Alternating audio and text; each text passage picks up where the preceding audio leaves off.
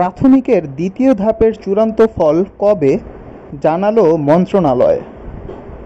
সরকারি প্রাথমিক বিদ্যালয়ের সহকারী শিক্ষক নিয়োগের দ্বিতীয় ধাপের চূড়ান্ত ফল আগামী সপ্তাহের মধ্যে প্রকাশ করা হবে। আগামীকাল সোমবার থেকে এ ধাপের ফল তৈরির কাজ শুরু হবে। রোববার 5ই মে প্রাথমিক ও গণশিক্ষা মন্ত্রণালয় এবং প্রাথমিক শিক্ষা অধিদপ্তরের একাধিক কর্মকর্তা এ তথ্য জানিয়েছেন।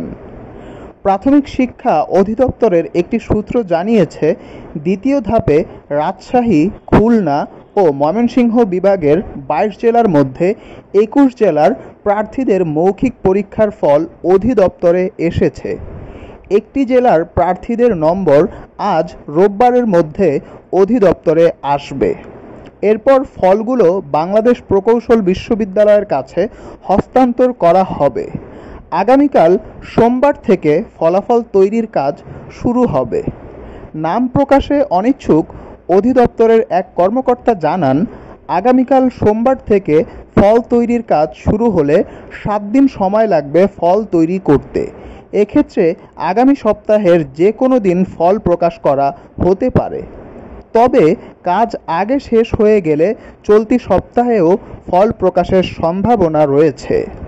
এ বিষয়ে জানতে চাইলে প্রাথমিক ও গণশিক্ষা মন্ত্রণালয়ের সচিব ফরিদ আহমেদ বলেন, দ্বিতীয় ধাপের চূড়ান্ত ফল প্রকাশের কোনো তারিখ এখনও নির্ধারিত হয়নি। তবে আগামী সপ্তাহের মধ্যে দ্বিতীয় ধাপের চূড়ান্ত ফল প্রকাশ করা হবে। এর আগে গত 2 ফেব্রুয়ারি 3 বিভাগের 22 জেলার পরীক্ষা অনুষ্ঠিত হয়।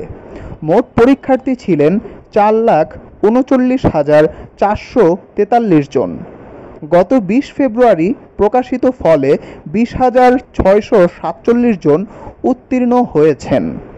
2023 সালের 28 ফেব্রুয়ারি রংপুর, সিলেট এবং বরিশাল বিভাগের ক্লাস্টের বিজ্ঞপ্তি প্রকাশ করে অধিদপ্তর।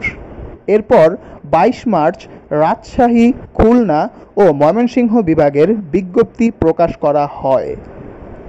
এরপর 17 জুন ঢাকা ও চট্টগ্রাম বিভাগের নিয়োগের জন্য বিজ্ঞপ্তি প্রকাশ করা হয়।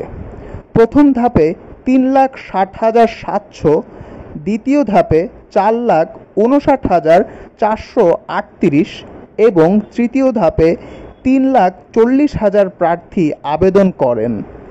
বর্তমানে প্রায় 8,000-এর বেশি পদ শূন্য রয়েছে।